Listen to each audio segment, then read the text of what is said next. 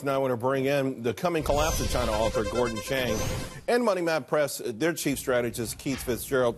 And Gordon, let me start with you. You've been you've been skeptical, and keep laughing, Charles. No, and I know. As I was listening to the interpretation from the China trade representative there, it's the same thing we heard from President Xi at that big gathering, that they were going to start implementing the sort of measures that would punish companies from, and prohibit them from stealing IP. And I'm thinking, well, isn't the government really behind all this IP theft in the first place? No, it certainly is. The people who are stealing IP are, for instance, state enterprises. The Communist Party rigorously controls every state enterprise. You know, Huawei, for instance, they've been acting on behalf, that's a private company nominally, but they've been acting on behalf of the Communist Party as well. So this is, the Chinese will say anything to avoid what's essentially a death sentence from the United States. Especially we saw the first number for January, which continued the downward trend for December. Right. Chinese economy is probably contracting right now. These guys are going to say anything. Well, let me ask you, because the narrative now that's being thrown out there is that within China, there's a battle between these state-run enterprises and these private companies. I mean, right now, of the 300 unicorns out there, 26% are in China. They've got some great things going on their own, and that these folks who are developing their own IP themselves probably are pushing or pressuring the country. Yeah, we do need IP protection for ourselves to have organic intellectual property growth and discovery. Yeah, and that is absolutely true.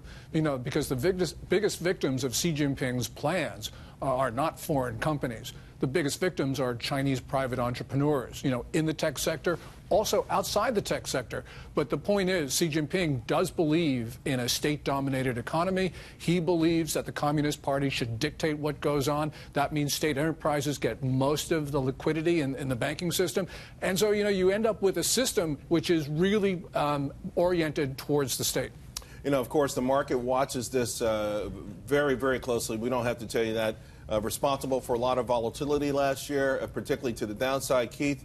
And let's just go through two scenarios. We get an extension, perhaps, of the increase in tariffs, and we feel like talks have gone well. We go maybe beyond the March deadline, but with an extension, the olive branch still out there. What would the reaction be from the market?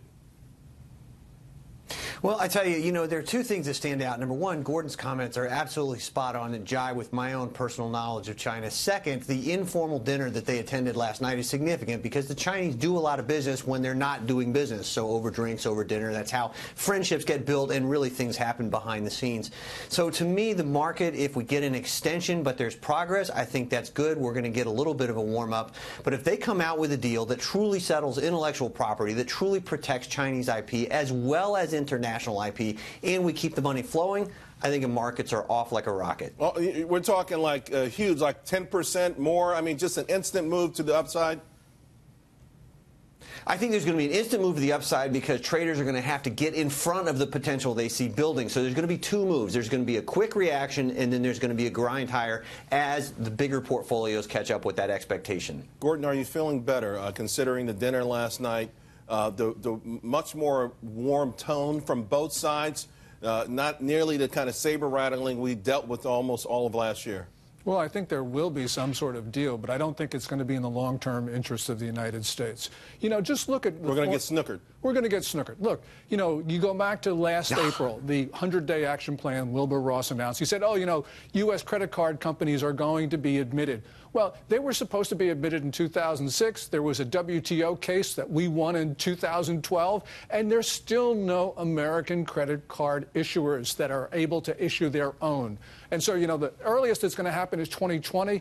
So, yeah, the Chinese will say anything. But I do believe the market will go up a lot. And when they see that this is not working out about a year or two from now, it's going to go back down again. Gordon, I'm sorry, Keith, real quick, less than a minute, though. What happens if there's no deal and both sides walk away visibly upset? Then we have a serious problem because the risk is Xi Jinping is a caged animal at this standpoint. President Trump is putting the pressure on him, and the biggest thing is he goes hardline. He makes friends with Russia. He expands into South America. He fills the vacuum we've left in the Middle East. There's a lot of challenges there, not one of which bode well for us. Gordon, Keith, I couldn't think of two better guys to have this conversation with. Thank you both very much. Really appreciate it.